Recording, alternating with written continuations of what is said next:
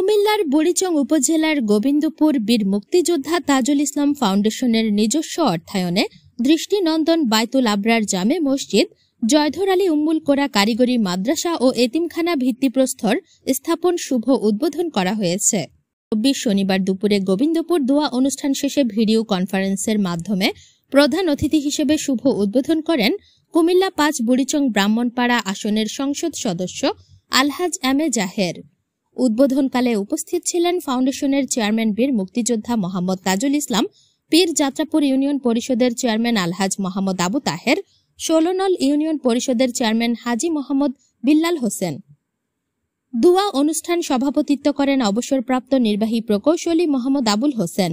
উপস্থিত ছিলেন panel chairman Abdul হক Abul Hossain Atik member, Morshed Alam সাবেক member, Jasim member, Tofazzal member, বীর মুক্তিযোদ্ধা হাজি নুরুল ইসলাম বাবুল চৌধুরী, দলিল লেখক গোলাম রাসেল, কাজী হুমায়ুন কবির, মনির হোসেন, কাজী খলিলুর রহমান, জসিমউদ্দিন মুহুরী, হাজি চারমিয়া, মোহাম্মদ কবির হোসেন, জমির হোসেন, জাকির হোসেন, কাতার প্রবাসী ফরহাদ হোসেন সহ এলাকার মান্যগণ্য ব্যক্তিবর্গরা আজকের এই যে বীর মুক্তিযোদ্ধা আলহাজ তাজুল ইসলাম সাহেবের যে কমপ্লেক্স, এটা শুভ উদ্বোধন করছে। আমি ফিরযাত্রাপুর ইউনিয়ন পরিষদের চেয়ারম্যান হিসাবে ইউনিয়নবাসীর পক্ষ থেকে আলহাজ তাজুল ইসলাম সাহেবের জন্য দোয়া করি।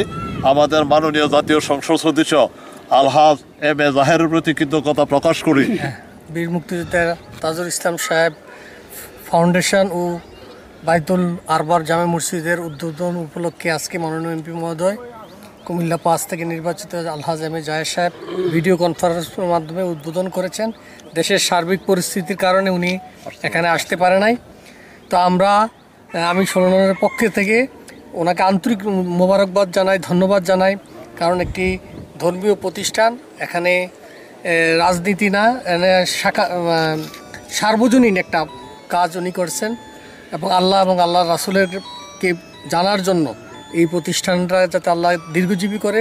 এরপর বীর মুক্তিযোদ্ধা তাজুল ইসলাম সাহেবের দীর্ঘায়ু কামনা করি। ধন্যবাদ তালার বাংলাকে।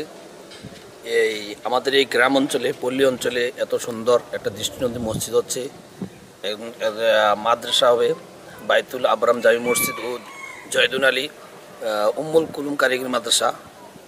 যে আমাদের এই প্রতিষ্ঠাতা বীর মুক্তিযোদ্ধা তাজুল ইসলাম সাহেব যে শুভ উদ্যোগ নিয়েছেন, যদি উদ্যোগ সফল হয়, যদি আমাদের এই পাণ্ডুর সেনের এবং কি যে মসজিদ কমপ্লেক্স সম্পূর্ণ হয়, তাহলে আমরা মনে করি আমাদের এই পল্লী গ্রামের বাচ্চাগুলা ভালো ইসলামী শিক্ষা পাবে এবং যে দৃষ্টিনন্দন মসজিদ হবে। আমি মনে করি আমাদের এই বুড়িচং উপজেলা একটা দ্বিতীয় মডেল মসজিদ সৃষ্টি হচ্ছে, অনেক সুন্দর হবে এবং এই পরিবেশটা ভালো হবে এবং মানুষগুলা নামাজ পড়বে, বাচ্চাগুলা ভালো শিক্ষা পাবে। ভিডিও কনফারেন্সে প্রধান অতিথি আলহাজ এম এ জাহের বলেছেন, মসজিদ, মাদ্রাসা সহ সকল শিক্ষা প্রতিষ্ঠানে আমার সহযোগিতা থাকবে। এ সময় দেশের এমন পরিস্থিতি নিয়ন্ত্রণ ও শান্তি ফিরে আসতে সকলের কাছে দোয়া কামনা করেন। ফাউন্ডেশনের চেয়ারম্যান বীর মুক্তিযোদ্ধা মোহাম্মদ তাজুল ইসলাম বলেন, সৌদি আরব গিয়ে একটি দৃষ্টিনন্দন মসজিদে নামাজ পড়ার পর মনের মধ্যে অনুভূতি সৃষ্টি হয়েছে, একটি এরকম মসজিদ নির্মাণ করব। আজ আল্লাহর রহমতে কাজ শুরু করেছি।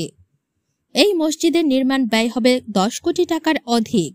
নির্মাণ কাজ শেষ হলে মসজিদের ভেতরে লাশ গোসল করাতে পারবে এলাকার মানুষ এবং বুড়িচংয়ে প্রথম কারিগরি মাদ্রাসাতে এই অঞ্চলের সন্তানরা পড়তে পারবে। এতিমদের জন্য সকল সুযোগ সুবিধা প্রদান করা হবে। তিনি এ সময় আরো বলেন, আপনারা সবাই আমার জন্য দোয়া করবেন, আমি যেন নির্মাণ শেষ করে মরতে পারি। আসসালামু আলাইকুম রাহমাতুল্লাহ। আমি আমার এটা সৌদি আরবের একটা জিনিস দেখলাম, আব্দুর রহমান সুদাইসি একটা মসজিদ করছে, খুব দৃষ্টিনন্দন। এটার মধ্যে মানে লাশকে কীভাবে গোসল করায় এবং লাশের যে দাফন করার যে নামাজ, সেটার দিয়ে আমি বাইতুল আবরার জামে মসজিদ প্রতিষ্ঠা করা এবং সাথে আমার মা বাপের নামে একটা কারিগরি মহিলা মাদ্রাসা, একটা এতিমখানা প্রতিষ্ঠা করার জন্য আমি ব্যবস্থা করেছি। আমি এই প্রজেক্টের বাজেট হলো আমার ১০ কোটি টাকা। যাতে দৃষ্টিনন্দন, যাতে মানুষ আইসা দেখে যে একটা মসজিদ এবং মাদ্রাসার এটা যেন সারা ওয়ার্ল্ডব্যাপী হয় সেই চিন্তায়, এবং আমি যদি ভবিষ্যতে বেঁচে থাকি একটা লঙ্গরখানা থাকবে গরিব দুঃখীদের, যে আসবে খাবে যাবে। এই আমার লঙ্গরখানা আজীবন, আমি যতদিন বাচ্চা থাকবো, আমি মরে গেলেও লঙ্গরখানা চালু থাকবো। এটার জন্য আমি একটা ঢাকাতে বাড়ি মর্গেজ দিয়ে দিছি, এটার ভাড়া আসে 3 লাখ টাকা প্রতি মাসে, সেটা এটার মধ্যে ব্যয় হবে। তো আশা করি যে ভবিষ্যতে আমার ইউনিয়নের চেয়ারম্যান মেম্বাররা যদি সক্রিয়ভাবে, আর্থিক দরকার নাই, শুধু আমাকে সহযোগিতা করলে আমি মানসিকভাবে আমি এটা প্রতিষ্ঠা করে আরও বড় সরে বাংলাদেশের সুযোগ্য যত আছে এর মধ্যে একজনকে দিয়ে যারা শুভ উদ্বোধন করবো ইনশাআল্লাহ ভবিষ্যতে। এই গোবিন্দপুর গ্রামের কৃতি সন্তান, জাতির শ্রেষ্ঠ সন্তান, বীর মুক্তিযোদ্ধা, আমি বলবো উনি একজন শিল্পপতি, উনি অনেক টাকার মালিক, উনি জীবন দশায় অনেক প্রতিষ্ঠানে উনি সহযোগিতা করেছেন এবং এই দুনিয়াতে উনি অনেক সৎকাজারিয়া কাজ করেছেন। আমি মনে করি আমাদের ইউনিয়নে এই গোবিন্দপুর গ্রামে যে কমপ্লেক্সটা করতে যাচ্ছে, আমাদের এলাকাবাসীর জন্য উদ্যোগ স্থাপন করতে যাচ্ছে।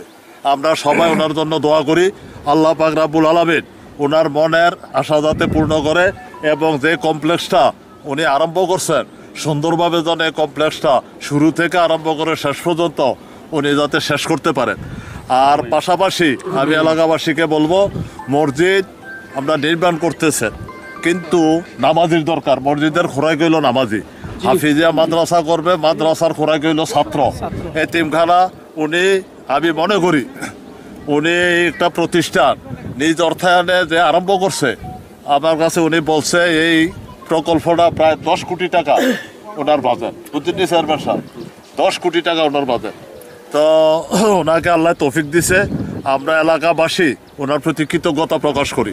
এই একটা মহৎ উদ্যোগ উনি নিয়েছেন এবং এই গোবিন্দপুর যে মসজিদ এবং মাদ্রাসা এতিমখানা যে কমপ্লেক্স, এই কমপ্লেক্স যাতে সুন্দরভাবে স্থায়ীভাবে নির্মাণ হয় সেই আশাবাদ ব্যক্ত করে